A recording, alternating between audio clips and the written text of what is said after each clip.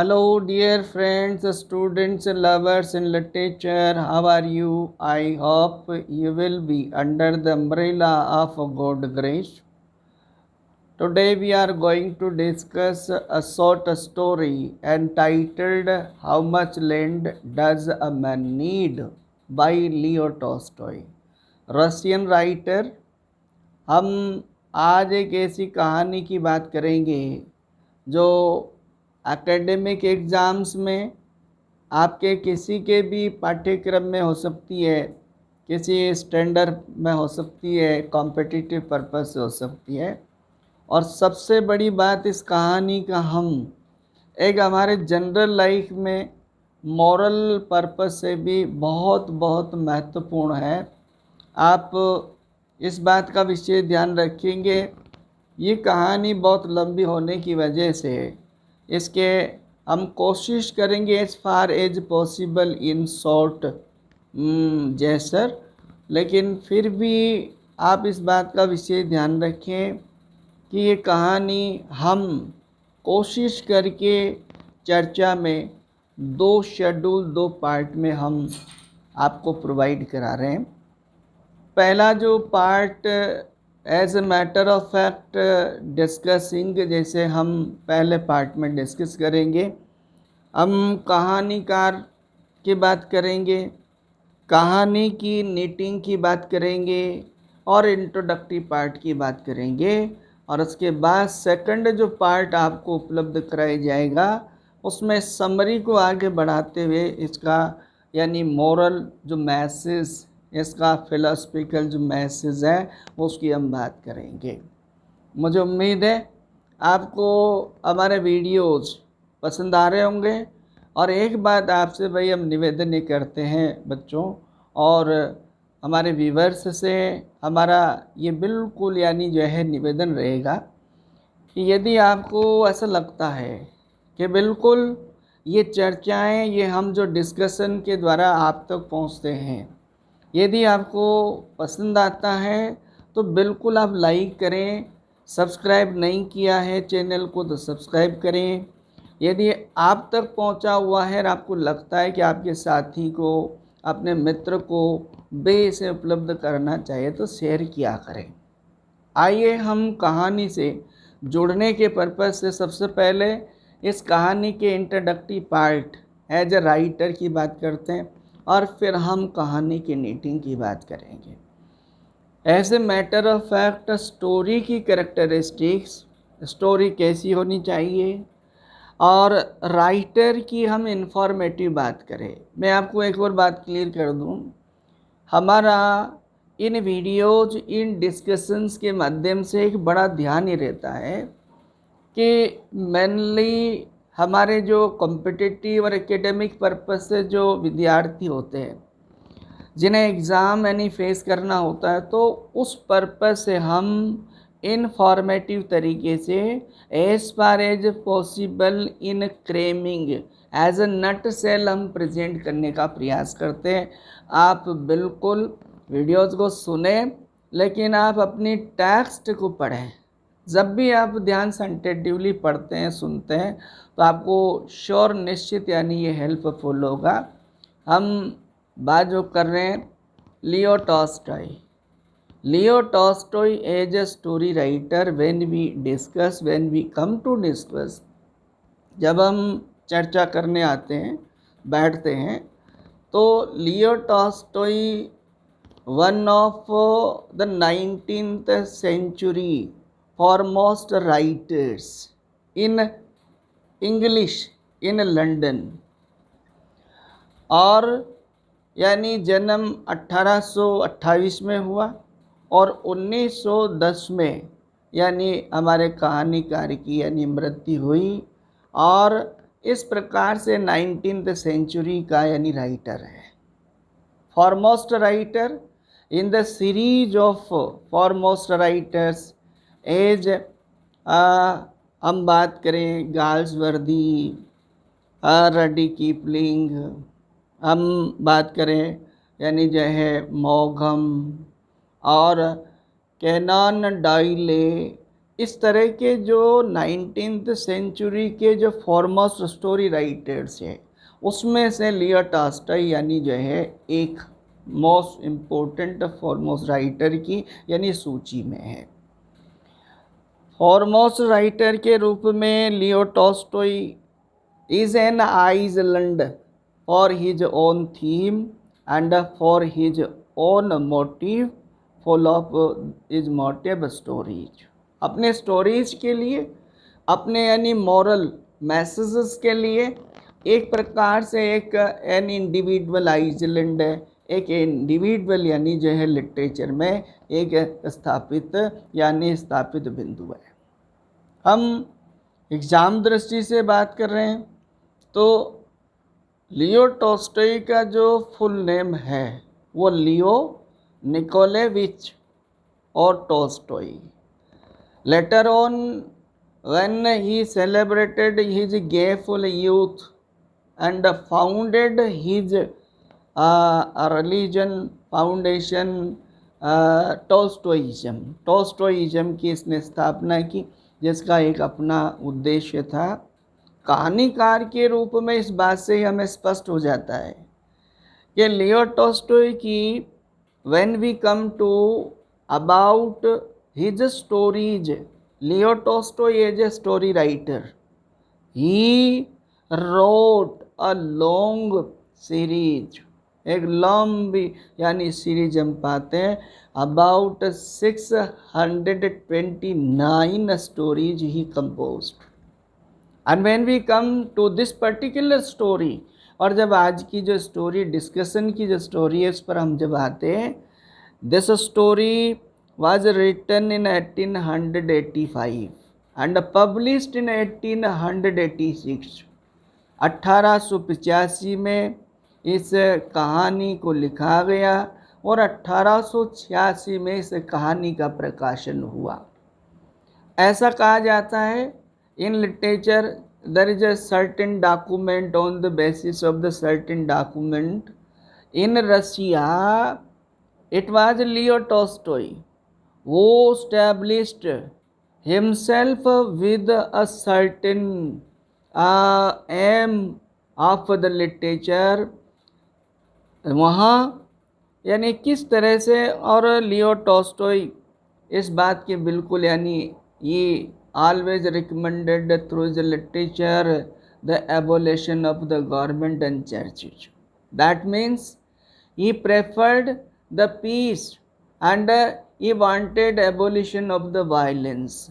His peace and war is the testimony of his theology, his philosophy, and it is the grand stamped authority that even Mahatma Gandhi was inspired from him।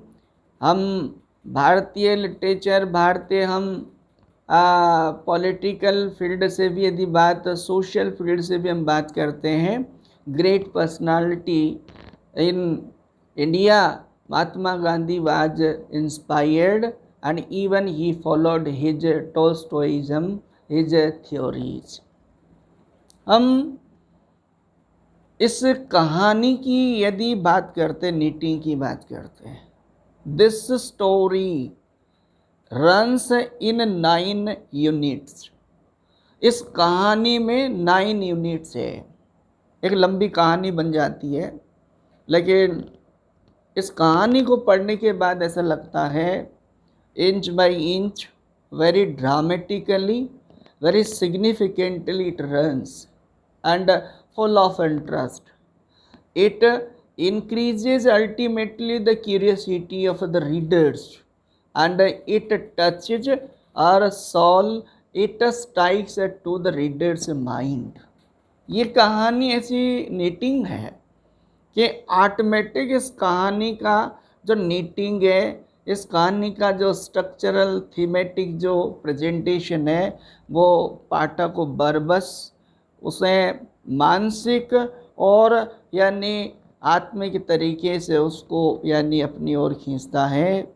इस कहानी की जब हम particular बात करें कि किस तरह से कहानी 9 यूनिट्स में डिवाइडेड है। 1 आफ्टर अनदर।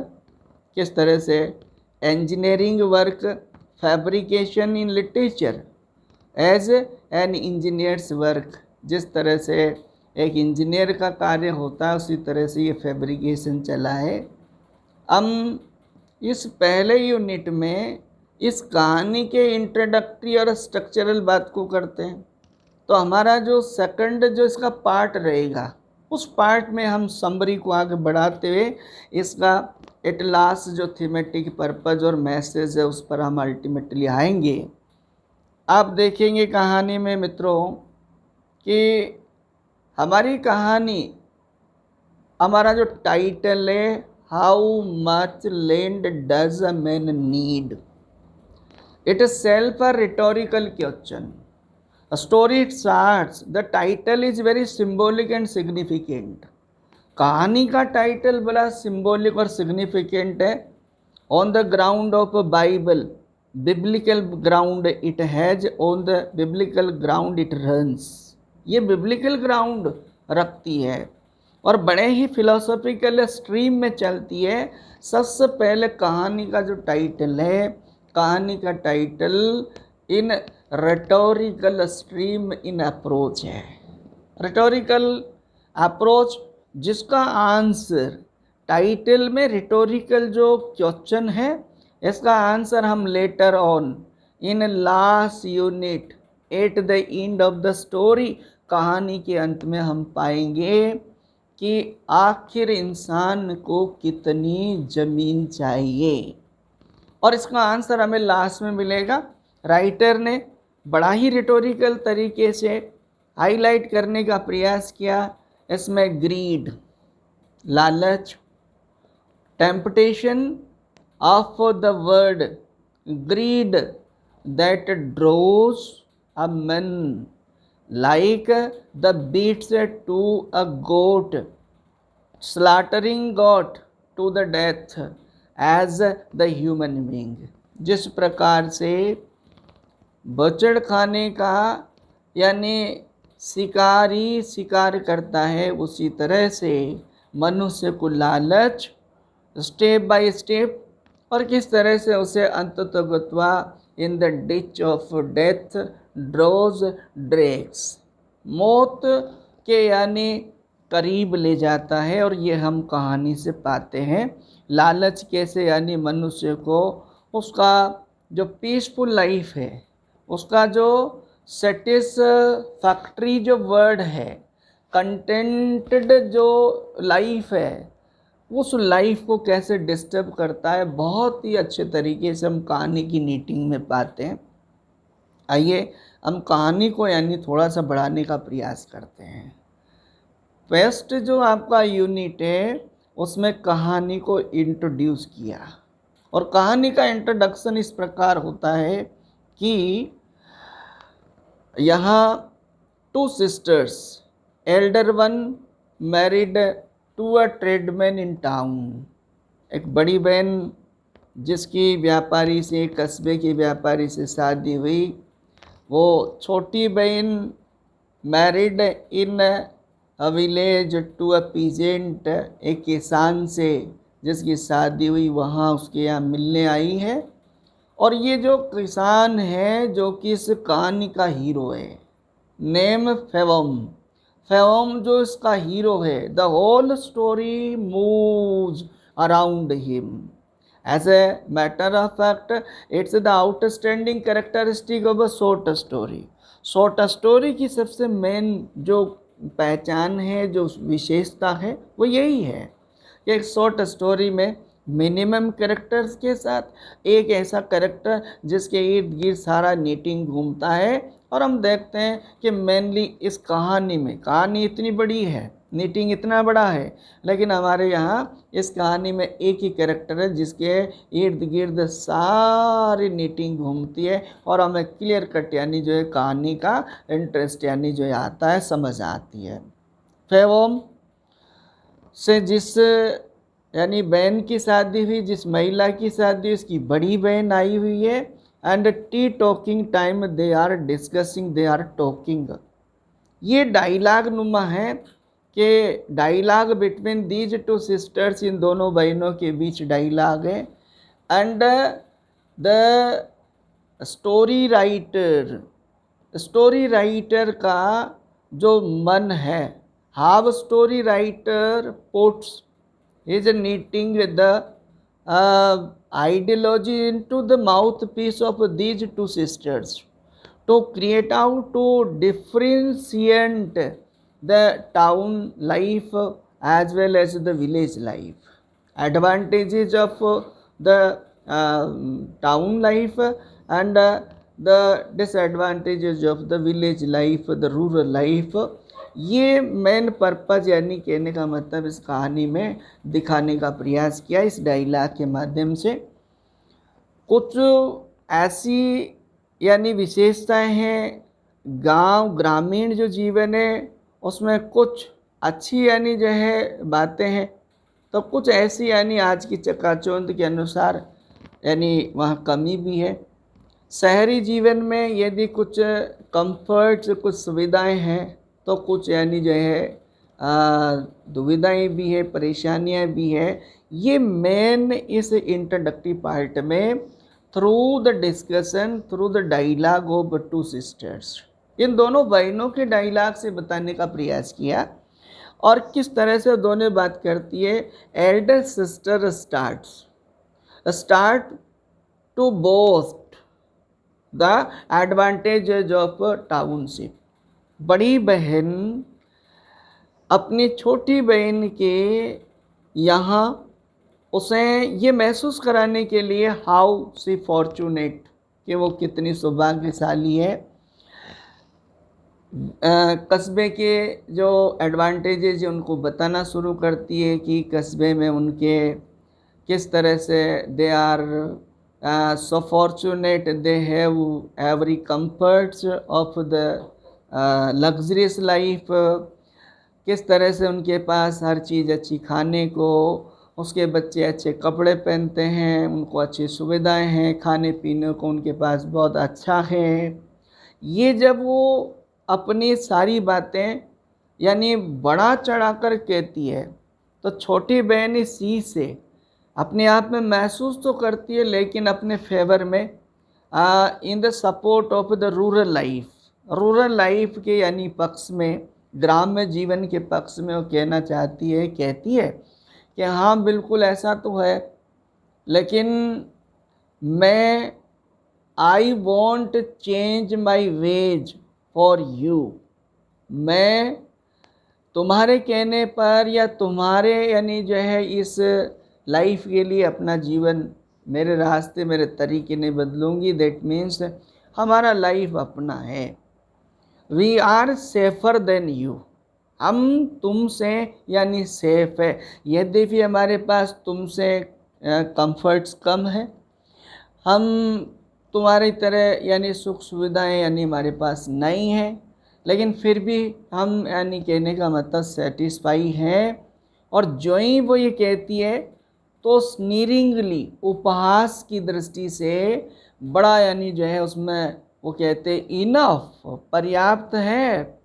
तो फिर वो एक ऐसे वर्ड्स का प्रयोग करती है, it's enough if you live with pigs and cows, और यदि तुम इन जानवरों के साथ यदि रहना चाहो तो यानी फिर तो कह सकती हो कि ये पर्याप्त है। और उस लाइफ को, रूरल लाइफ को वो बड़े ही उपासात्मक तरीके से कहती है डंग लाइफ, तुम ऐसे ही रहोगे। ये दोनों की जब चर्चाएं चलती है, और आपकी जो विलेज जो सिस्टर है वो अपने यानी पक्ष में जिस तरह का राइटर का तरीका रहा ग्राम्य जीवन को सुरक्षित बताना, तो कहती है कि ये सब है। जब बड़ी बहन ने कहती है कि हमारे शहरों में, कस्बों की लाइफ में कैसे एंटरटेन के संसाधन हैं, सिनेमा है, अन्य और चीज़ें हैं, तो छोटी बहन ये कहती हैं कि ये सब तो है, but you know very well, वो एक प्रोवर्ब यूज़ करती है। और इस कहानी में 2 बार प्रोवर्ब यूज हुई है। एक बार तो इस इंट्रोडक्टरी पार्ट में ये छोटी बहन के द्वारा प्रोवर्ब क्या है, she said you know gain and loss are gain and loss are brothers twain, यानी लाभ और हानि दो जुड़वा भाई बहन है। इसका मतलब यदि लिटरल मीनिंग लेते हैं तो कहना चाहती है कि लाभ और नुकसान ये चलते रहते हैं, इतना उसे घमंड नहीं करना चाहिए। और इसी बात को समझाने के लिए कहती है कि शहरी जीवन में कंफर्ट्स तो है, बट वहाँ का जीवन अस्थायी है। वहाँ यानी कभी भी व्यक्तियों को हमने देखा है, जो लोग आज बहुत यानी सक्सेसफुल है, बेगिंग फॉर ब्रेड नेक्स्ट, यानी अगले ही क्षण यानी उनको भीख मांगते हुए देखा है। ये राइटर ने बहुत ही फिलोसफिकल बिब्लिकल तरीके से राइटर का यानी इंटरप्रिटेशन है, जिसे हमें समझना पड़ेगा। और वो ये कहती है, there is a chance to be spoiled your husband, और तुम्हारे पति के यानी बिगड़ जाने के चांसेस है in town life, cards wine and women may be the cause of spoiling. ये राइटर बड़े इस डायलॉग के माध्यम से यानी हमें प्रस्तुत करता है, हमें यानी इंट्रोड्यूस करता है। इसी समय फेवोम लाइंग ओवर स्टोव, वहाँ स्टोव के पास, यहाँ जो स्टोव वर्ड यूज किया है इसके यानी पास फेवोम लेटा होता है। And he overheard these two sisters discussion dialogue conversation, और इन दोनों की बातें सुन लेता है। सुनने के बाद उसमें ये बात महसूस होती है, वो ये बात महसूस करता है कि ये बात बिल्कुल ऐसी जो उसकी सिस्टर इन लो जो बात कर रही है ये बिल्कुल ठीक है। हम किसान लोग सदियों से जन्म से टीलिंग मदरलैंड, इस मातृभूमि को मीन्स ज़मीन को हम जोतते आ रहे हैं। Even we are not equipped and have the comforts, हम ऐसे ही यानी पैदा होते मर जाते हैं।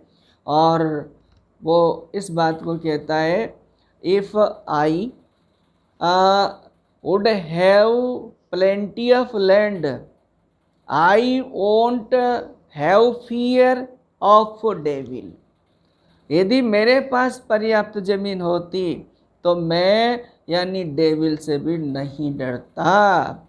इसमें हम देखेंगे मित्रों subtle irony, this all story is woven in A subtle irony, ये बात नहीं भूलेंगे, पूरी कहानी सटल आयरनी में यानी बुनी गई है। और यहीं से स्टार्ट हो जाती है कहानी में, स्टार्टिंग में इविल वन, फेवोम is attracted tempted by the evil one, पहला वर्ड यूज किया इविल वन। इविल वन का यहाँ मीनिंग ये हो सकता है जो लेटर ऑन बाद में हमें क्लियर होता है। इस वर्ड से फेवोम के इस डायलॉग से भी क्लियर हो जाता है।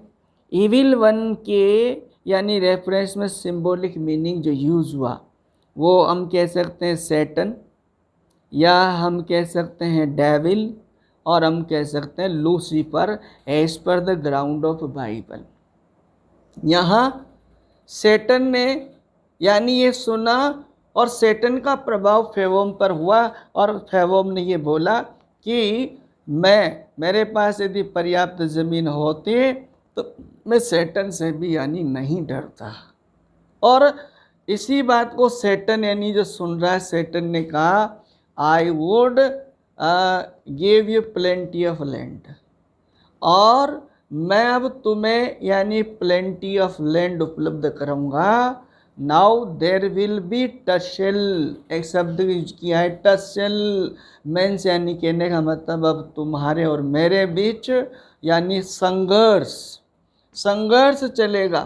कि मैं तुम्हें ज़मीन उपलब्ध कराऊंगा, मैं तुम्हें सुविधाएं उपलब्ध कराऊंगा, और किस तरह से मैं तुम्हें ग्रीडी यानी बनाते हुए अंततोगत्वा तुम्हें अपने यानी उसकी तरफ ले जाऊंगा।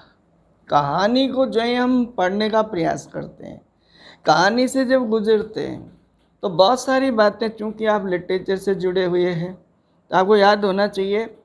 इस कहानी को जब कभी भी मैं क्लासरूम में या इस तरह से कहीं चर्चा परिचर्चा में यानी लेता हूँ, इस कहानी की नीटिंग ऐसा लगता है E.M. फोस्टर के द्वारा एक ऐसे रहा, यानी एक ऐसे रहा माई वुड। उसकी थीम ऐसे as it has affinity to that certainness है, उस सर्टेननेस से इसकी एफिनिटी यानी मिलती है। और यदि हम बिब्लिकल बैकग्राउंड पर जाते हैं तो बिब्लिकल बैकग्राउंड में हम बहुत अर्लियर यदि बात करें तो क्रिस्टोफर मार्लो का किस तरह से doctor Faustus and the hero doctor Faustus किस तरह से यानी सेटन की गिरफ्त में आने के बाद, लूसीफर के चुंगल में, लूसीफर के प्रभाव में आने के बाद किस तरह से स्टेप बाय स्टेप यानी आगे चला जाता है और ऐसी स्थिति में चला जाता है कि एट लास्ट अंततोगत्वा वो अपने इस यानी जो है लालच के यानी परिणाम स्वरूप अपने आप में एट लास्ट में पछतावा करता है and tragically dies. Here our फेवोम, यहाँ इस कहानी में हमारा फेवोम है, बिल्कुल ठीक इसी तरह से यानी जो है चलता है। So many stories, so many novels, so many poems and so many parable lines to be related this story. लेकिन ये स्टोरी इतनी बड़ी है कि हम इस स्टोरी के टेक्सुअल पर्पज से ही चले तब भी आपको बहुत सारी यानी जो है चर्चा करनी पड़ेगी, इसलिए मैं अन्य रेफरेंसेस नहीं देते हुए इसी की यानी टैक्स नीटिंग की ही बात करते आगे बढ़ाते हैं। यहाँ फर्स्ट यूनिट में यानी हमारे पास सारी इन्फॉर्मेशन हो गई, हमारा नीटिंग तैयार हो गया कि किस तरह से यानी वो अब उसे डेविल सैटन उसे अधिक से अधिक ज़मीन उपलब्ध कराएगा। और हुआ ये कि उसने ये सुना है कि पास में एक लैंड लेडी जो है उसके पास यानी ज़मीन 300 एकर्स और उसके साथ जो पीजेंट्स हैं उनकी बढ़िया अच्छी बनती है। लेकिन अभी ये सुनाई दिया that she is going to sell out to innkeeper, के एक यानी कहने का मतलब इन कीपर को, सराय मालिक को, यानी वो इसे बेचने वाली है। और इस पर सारे जो यानी किसान हैं सारे ये डिसाइड करते हैं, एक साथ इकट्ठे होते हैं और कम्यून पर्पस से इसे यानी खरीदने के लिए सब चर्चा करते हैं। लेकिन हुआ क्या, in the influence of Satan, now Satan is with his bad intention, किस तरह से वो अपने यानी बैड इंटेंशन के साथ चल रहा है। और जो ही वो किसान लोग पहले कम्यून अपनी जो कोऑपरेटिव ज़मीन खरीदना चाहते हैं but they disputed and later on it was decided that individual dispute हो गए और बाद में ये निर्णय किया गया कि व्यक्तिगत रूप से जो जितना चाहे वो खरीद ले। और हुआ ये कि हमारे फेवोम ने कुछ तो अपने यानी जो है कोल्ट, यहाँ वर्ड यूज हुआ है आप ध्यान रखेंगे, कोल्ट, एक वर्ड काउज यूज हो गया है, कोल्ट बेच दिए, आधी मधुमक्खियाँ बेच दी और अपना एक बेटा यानी लेबरर के रूप में रख दिया, उसका वेजेज एडवांस ले लिया और कुछ उसने अपने ब्रदर इन लॉ से उधार ले लिया। और ये जो कुछ पैसा जुटाकर उसने उस महिला से कन्वेंस करके और वो यानी 40 एकर्स यानी ज़मीन उसने खरीदी, जिसका पैसा चुकाने के बाद रिमाइंडर उसका जो बचा उसको विद इन 2 ईयर्स टू पे विद इन 2 ईयर्स, 2 साल में चुका देने की कंडीशन पर उसने ले ली। Now he is the landowner, और वो अब जो है लैंड ओनर हो गया। बहुत यानी खुश है, बहुत मेहनत की, और उसने उस फसल में ओट, एक फसल का यानी इसमें जिक्र आया है, आप ध्यान रखेंगे क्योंकि इंफॉर्मेटिव पर्पज से मोस्ट इम्पॉर्टेंट थिंग जो है टेक्सुअल इंफॉर्मेशन से आप ध्यान रखें। It's not enough that as far as within the summary in very short term, यानी कोई भी बात कह दें, लेकिन आपको यदि टेक्सुअल इंफॉर्मेशन पूरी नहीं मिलेगी तो आप एग्जामिनेशन पर्पज से, चूँकि आपको याद होना चाहिए आज हमारी एग्जामिनेशन जो स्कीम है वो बदल चुकी है। उसमें ऑब्जेक्टिव क्वेश्चंस आते हैं, वेरी शॉर्ट क्वेश्चंस आते हैं। तो मेन जो हमारा ये सिलेबस यानी जो प्रेस्क्राइब्ड जो आपका पाठ्यक्रम जो है उसका ये भी है, इसको भी हम ध्यान रखेंगे। तो इस पर्पज़ से हम देखते हैं कि उसने ज़मीन खरीदने के बाद किस तरह से अरेंज किया, आपको ध्यान रखना पड़ेगा। उसने फसलें बोई, बहुत अच्छी हुई, और अब उसका यानी कारोबार बहुत अच्छा बढ़ गया, वो बहुत सेटिस्फाई है। लेकिन हुआ क्या कि यहाँ एक यानी जो है ये होती है कि इससे पहले कि इस महिला ने क्या किया था, अपने पास एक स्टेवर्ड मीन्स एक कारिंदा कार्य करने वाला रख लिया था। पहले इसके रिलेशन किसानों से अच्छे थे, और वो एन ओल्ड सोल्जर था जो बड़ा इन पे चार्जेस करता था। इन्होंने सोचा था कि इस महिला के चार्जेस से ज़्यादा वो इनकीपर यदि खरीद लेता है तो ज़्यादा परेशान करेगा, और इसके मध्य यानी इन्होंने अपनी सेपरेट यानी खरीदी थी, और बड़े यानी आसानी से बड़ा अच्छा खुशी भरा जीवन इनका चल रहा था। लेकिन अब ज़्यादा से ज़्यादा जब इसके पास पैदावार होने लगी तो ये सोचने लगा कि मेरे पास और ज़मीन होती तो मैं और कंफर्ट से यानी जो है करता, और मेरा यानी कारोबार बढ़ता। और ये सोचते हुए एक दिन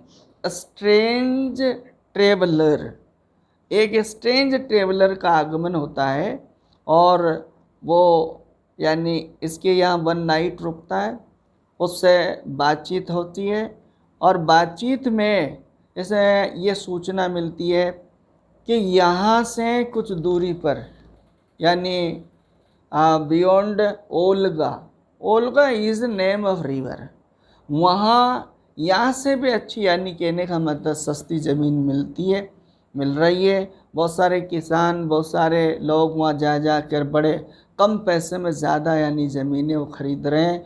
बड़े बड़े उनके पास यानी जो है ज़मीन यानी जो है के टुकड़े हैं, और इसकी जिज्ञासा बहुत ज़्यादा बढ़ी। स्ट्रेंजर पीजेंट के द्वारा जो इन्फॉर्मेशन मिली कि किस तरह से वोल्गा के यानी अब वो सस्ती ज़मीन है, इसके लिए उत्सुक होने का एक कारण और था।